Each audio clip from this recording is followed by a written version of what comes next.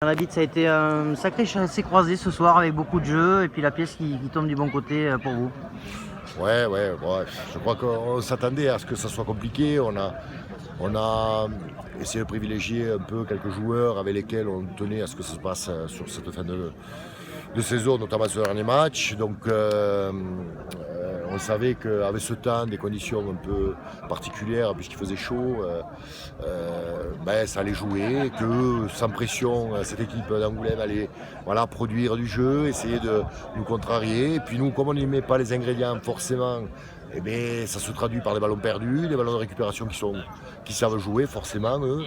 C'est peut-être l'un de leurs points forts. Donc je crois qu'ils ont vendu chèrement leur peau. Ils ont prouvé qu'ils existaient dans cette Pro D2, même si hélas pour eux, ils vont descendre d'un niveau. Mais je suis convaincu que avec Vincent Etcheto et leurs présidents qui sont des hommes forts et qui ont une passion vraiment pour cette équipe, je suis convaincu que ça ne va pas durer très longtemps cette transition.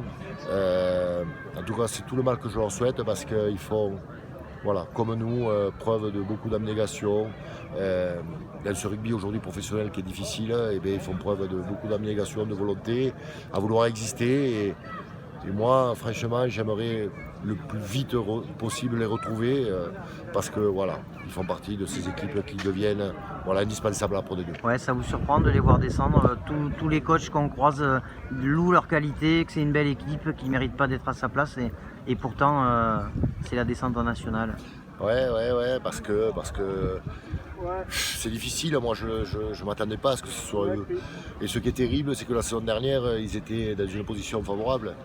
Et que, en fait, c'est entre guillemets le Covid qui fait que cette équipe descend. Donc, c'est dur pour eux, c'est difficile à vivre, mais à la fois, les grandes équipes, elles rebondissent. Il faut se servir de ces erreurs, il faut se servir de ces échecs et de ces défaites. Et puis rebondir rapidement, et je suis convaincu qu'ils vont rebondir rapidement, même si ça aurait été bien pour eux qu'ils restent encore en tout cas cette saison, parce que ils ont fait preuve de beaucoup de qualité dans ce qu'ils mettaient en place, et des fois une saison ça se joue dans des détails, un peu de chance de réussite. Ils n'ont pas eu pour eux cette année. Je suis vraiment déçu pour eux, franchement, parce que j'ai beaucoup d'affection pour le président et pour Vincent Etcheto. Mais bon, je ne vais pas faire celui qui se plaint sur le sort des autres. Moi, ce que je leur souhaite, le meilleur pour l'avenir et vite de nous rejoindre parce qu'on a besoin d'eux en Pro D2.